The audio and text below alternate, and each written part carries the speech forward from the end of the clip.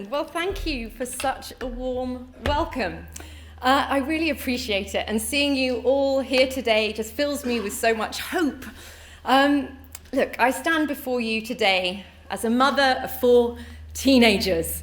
Yes, it's a madhouse at my house. And as a parent who is deeply concerned about what is happening in many of our schools.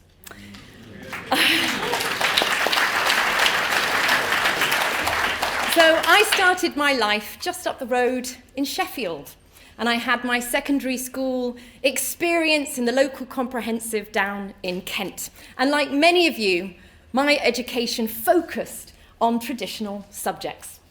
But over the last 13 years, the Tory party has given the green light to divisive identity politics and deeply contested new ideologies being taught to our children in schools. And with this, the purpose of school itself has been shifting. In our day, we were sent to school to learn how to read, write, count, learn about biology, IT, and good old-fashioned sex ed. But most of all, we were taught how to think, not what to think. But too many schools today are being used as vehicles to evangelize ultra-woke ideologies that have no place in the classroom, no basis in fact, and without parents' knowledge or even consent.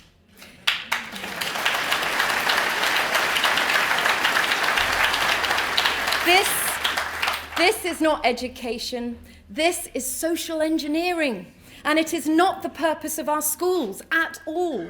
And Reform UK will resist this shift.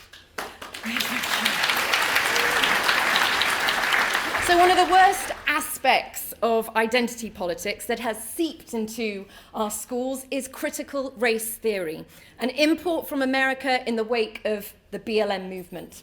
Now, I doubt any parents would object at all to their children being taught that racism and discrimination is wrong. I support that endeavour wholeheartedly.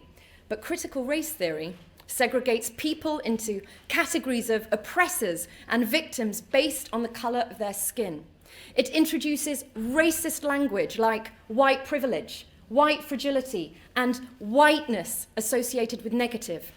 It pits our young against one another and projects grievances and blame between races and friends in the playground where none likely existed before.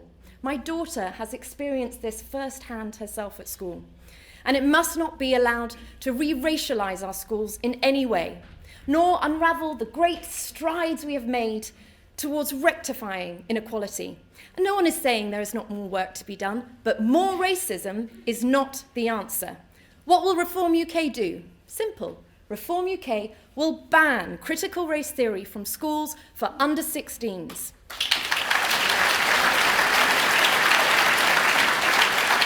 And of course, over 16s can be taught it as a contested theory, to be challenged like any other theory. Let's return to what unites children in the classroom and not what divides them. And there is another very disturbing topic that has been brought into our school classrooms: gender ideology. We live in an age where some adults believe it is perfectly okay to inflict their great gender experiment onto our children. And I think I speak for many parents when I say it is absolutely 100% not okay.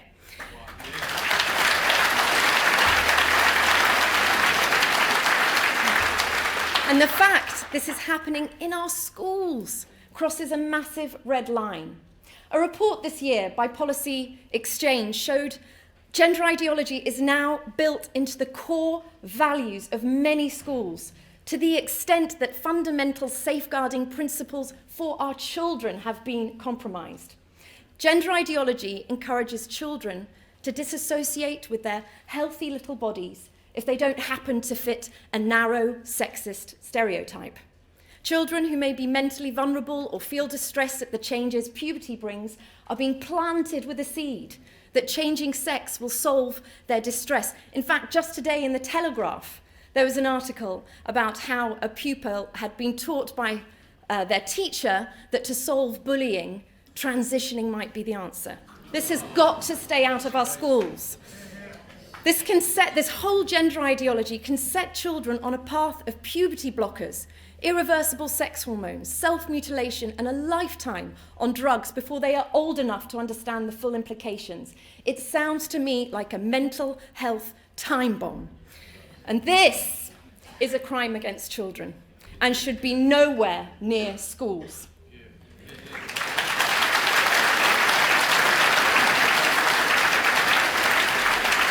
And my goodness, if your child is suffering from gender distress, we must first look to our society and the outside influences that have triggered that distress. They need the fixing, not your child's body. Adults can identify, of course, how they like, do whatever they like with their bodies, make fully informed decisions with fully developed brains. But encouraging to do the same to children or affirming their desire to do so in school? No, no, no. School is no place for this.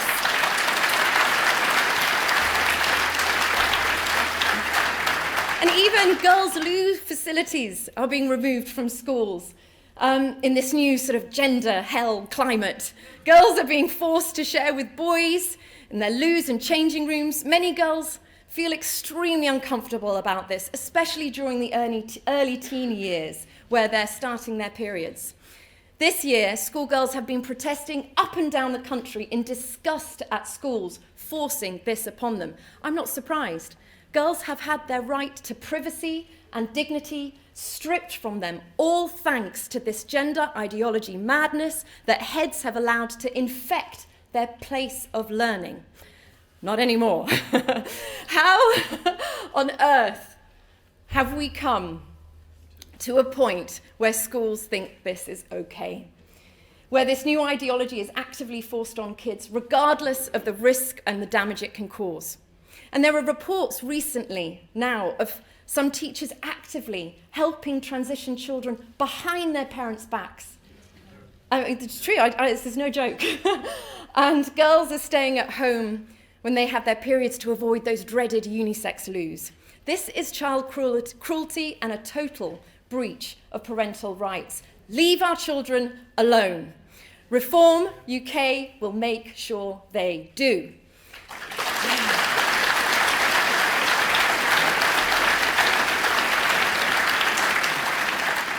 Gender ideology will be banned from influencing any school policy and from being taught in schools under the age of 16. This includes guest speakers, assemblies, clubs. It's gone. And only then as one of many theories open to challenge and scrutiny when children are in A-level classes and can understand it better. It is very easy to teach children acceptance and kindness towards other children who are different, without gender ideology being anywhere near classrooms or assemblies.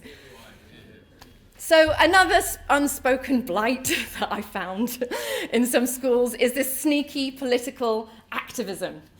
And reform, I think a lot of you who have kids in school may have them coming home from school with all sorts of crazy, beliefs that the Tories are all scum or people like myself are like fascists and Nazis. But anyway, Reform UK would reinforce political impartiality in the classroom, backed up strictly and firmly by Ofsted.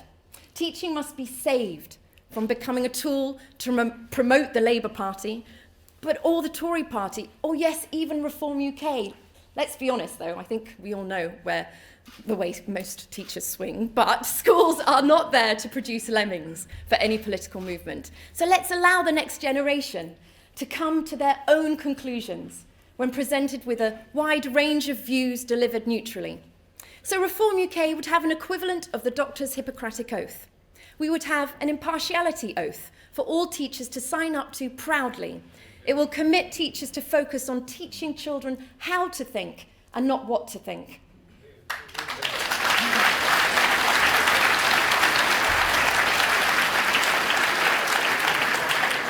My mum and mother-in-law were both teachers, and my sister is a teacher. I know how hard many teachers work for our children, but their profession must keep clear of political activism and the flavour of the month ideologies in the classroom. And to the teachers out there who have resisted all of this, we salute you and we back you 100%.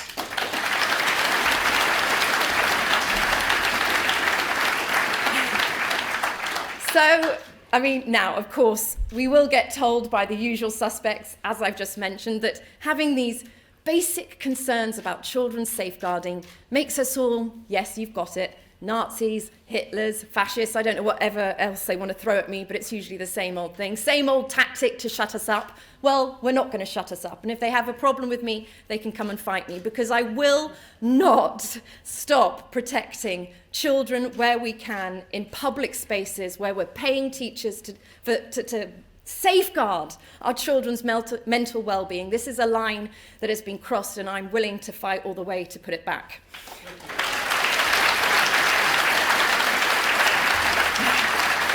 And as further proof that we need to put a brake on this crazy train in our schools, the UK's largest teachers' union, the NEU, has just recently voted to push for more drag queens in schools up and down the country.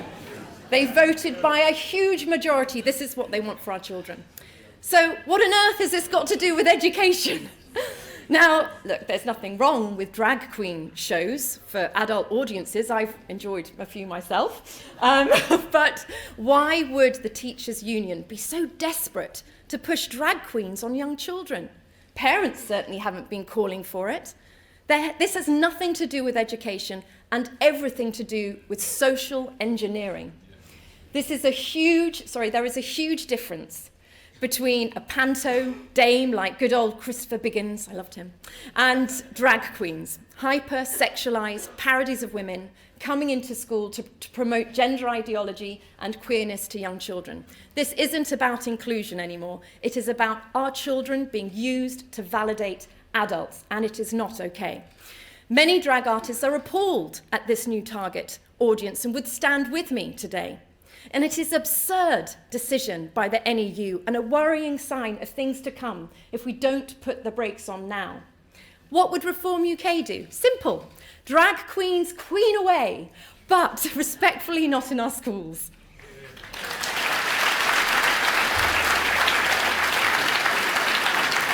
So, alongside legislation, Reform UK would instruct Ofsted with a week's notice to ban critical race theory, gender ideology being projected onto our young children in schools. No ifs and definitely no buts. But who knows? Who knows what the next regressive ideology dressed up as progress will be in 5 years' time from the woke brigade. They could think of anything to suddenly segregate children or make people feel bad about themselves. So let's throw a protective ring around a school's purpose now before any more come along.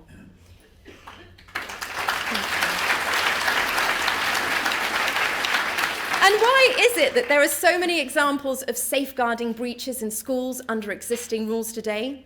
Because some in the teaching profession simply don't believe that the toothless Tories will ever enforce any consequences. Well, it's clear they are right about that.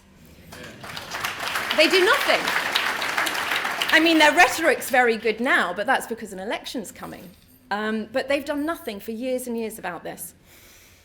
So we must never again be in a situation where child safeguarding is thrown to the wolves in favour of promoting ultra-woke ideologies. So let us step in as their shields from all of this madness and immediately kick out all divisive anti-white rhetoric and the 72 gender claptrap. Newsflash, there are only 2 genders. And let's kick out extreme porn sex ed for little ones that have started to creep in too. We'll make single-sex facilities compulsory with consequence if it's not followed, and free the young from all this unnecessary stress and confusion so they can focus on learning and playing tag at break. Childhood is a one-time thing.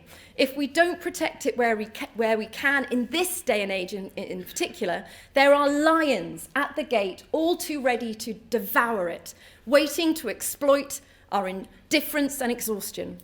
Childhood is worth protecting, as is our precious teaching profession. If we do not, the price our children will pay and that our country will pay will be massive. After all, the children of today are the lawmakers of the future. And the Conservatives have lost control of our schools, and they've failed our children by allowing these damaging ideologies into the classroom in the very first place. And Labour would put the politicisation of our schools on steroids. Can you ever, again, vote for a party that allows all this stuff to happen in schools? And, well, if not, you're in the right place. I am proud to be with you all today. You wonderful, wonderful people. Every single one of you is vital in our fight to depoliticise our public sector, especially our schools, so we can give our children the same fact-based, balanced education and safeguarding as we were gifted. We are the only party that is clear about the roles school should play in our children's lives. Education, not indoctrination. Thank you.